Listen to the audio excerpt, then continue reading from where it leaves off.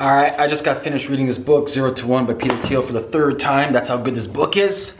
And I'm going to be talking about exponential organizations and about choosing what type of business to start. So maybe you're a serial entrepreneur, you want to start a new business, or maybe you've never started a business yet and you want to start a new business. What type of business should you start? And that's a super important question, because I'm going to tell you something.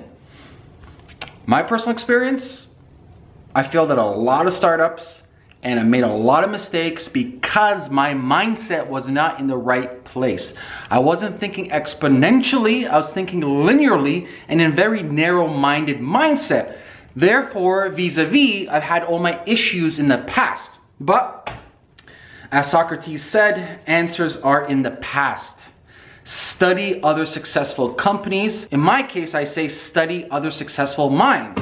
So, in this case, Peter Thiel, Peter Diamandis, and many other ones out there. Let I digress. So, what type of business should you start right now?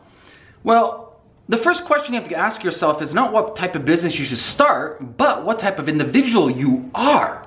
See, each of us, you and I, we are wired differently. My skill set is different from your skill set. My mindset is different from your mindset. Your viewpoint of reality is different from my viewpoint of reality. That being said, you have to really be honest with yourself and ask yourself, write it, grab a notebook, grab a pen, and write down your skills. Because I see too many times entrepreneurs going out there, starting up companies, and they may be amazing companies in their mind, but they got no skill behind this whatsoever. They haven't developed any skill. And there's a book you should read. They're so good that they can't ignore you. Cal Newport, highly recommend it. Listen, passion and vision is great, but without skills is just a dream, period. Capiche? You got that? Okay, so in your notebook, you write down what you're good at. You write down your skill set. You write down your characteristics. You write down your personality. And you write down, honestly, what you care about the most. And my good friend Richard, we just had coffee, we're talking about this. We call this a non-negotiables. So if you're starting a new business, what types of non-negotiables do you have? For example, in my case, a couple of non-negotiables is I don't want to work 100 hours a week. I want to have time for my friends, my family. That's a non-negotiable. I don't care. Second of all, the company has to have big ambitious goals to help humanity. It can't just be about the money. There has to be a reason and rhyme behind what they're doing to help the commoner around the world, the common human being. And third of all, does this make me happy? So it's individualized. Your happiness is different from my happiness, and everyone else's happiness is different from each other. So let's break down some industries that I think is going to be around, or not think, I know for a fact is going to have massive tidal wave effect going out in the next 5 years, 10 years, and 15 years. Number one, blockchain. Probably haven't heard of blockchain, but it's Bitcoin. If you heard of Bitcoin, you've heard of blockchain. So blockchain is the algorithm, the platforms that the cryptocurrency runs on. And two biggest hitters right now, well, I'll say the three biggest hitters are right now, you got Bitcoin, you got Ethereum, and you got Litecoin, and then you got Dogecoin, yada, yada, yada.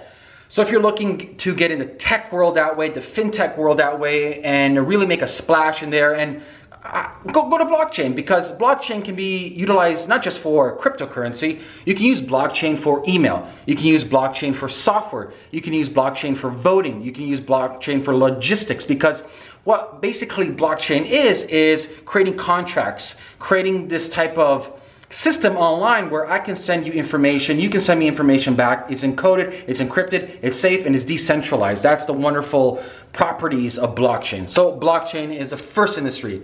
Second industry is agriculture. Listen, if you look at Maslow hierarchy of needs, at the bottom you got food, you got sex, and you got housing, right? We need all three of them regardless, right? The thing with agriculture right now is it's not the fact that we don't have enough food. We got plenty of food. We got so much food that we're gluttonous. It's the issue of legalities, the laws, and logistics. And the problem with agriculture is minimizing it, because there's too many massive, gargantuan farms out there. How can we bring local farming inside the city, and then how can we increase the logistics so food doesn't go bad, so people know when food is ready? So we create these small self-sustained systems. Imagine, I'm from Toronto. Imagine if Toronto didn't need food from anywhere else in the world. That we're self-sustained, decentralized, running on blockchain, have our own food, and we're pretty much become our own fiefdom. That's survival. That is surviving and thriving in a beautiful, beautiful city, okay? So look at how you can improve the logistics and how you can micro-size the farming aspect within an urban playground. Next one, transportation. That's a biggie because next thing you know, it's gonna be 10 billion people on this planet. So how can we improve the public transportation around the world? China, 1.2 billion people. India, 1 billion people. United States, 360 million people. Over here in Toronto, we got 5 million people in the GTA area, 4th largest city in North America. We got horrendous public transportation. It's very bad, extremely. If you've ever been to Toronto, our public transportation stinks. That being said, there's room to improve. And where the improvement's gonna happen is not gonna happen from the governments because they're too bureaucratic, too much politics, too much bullshit out there. What's gonna happen is a small, lean startup is gonna come and disrupt everything.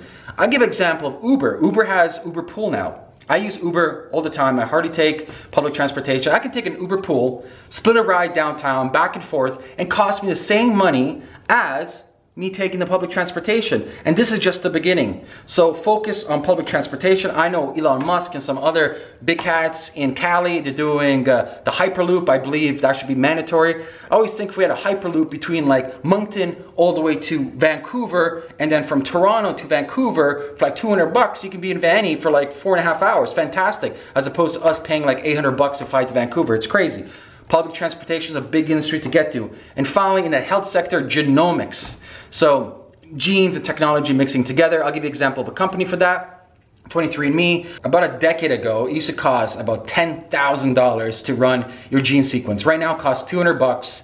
23andMe sends you a kit, swab, back in there, boom, back in the mail, and you got your whole genome, not the whole, but you got a good amount of your genetic sequencing that you can now put on different apps and see the mutations you have and see all these other different health reports you got going on. And honestly, the more personalized medicine we can have, I believe that the hospitals, the medical establishment, all these archaic systems will completely collapse. And we're gonna bring it back to a decentralized mode where you become the doctor. I wanna say you diagnosing yourself by having machines to aid you. And now these machines can crowdsource the internet around the world to find specialists who specialize in exactly what you have, as opposed to going through all the bureaucratic bullshit system, going online, going to GP sending over here. It's crazy. It's a burden on our system, and we as a taxpayer pay too much money for a medical system that doesn't do us well, okay? And finally, education, and this is gonna happen soon. There is more than $1 trillion owned. I want to repeat that again. $1 trillion is owned. Who owns that money or who's calling from it? I don't fucking know. But that's a different story. This system will collapse, mark my words. And you see it all around you where by the time, and this is statistics, by the time you enter a certain career in university from year one, 33% chance likelihood that your job will disappear. I did a video about this. I'll put a tab over here where they're saying 2 billion jobs will disappear by the year 2030. 2 billion jobs. And it has to relate to all these industries that I'm talking about, okay?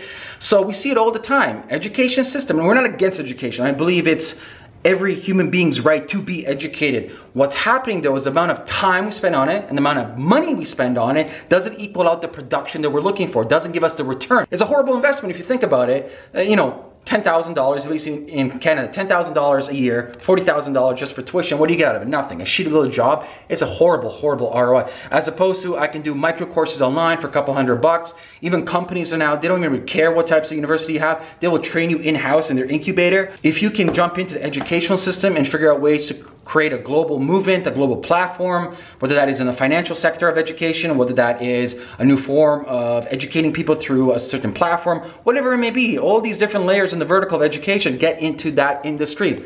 And that's it. I can keep on going, but there's so many different other things.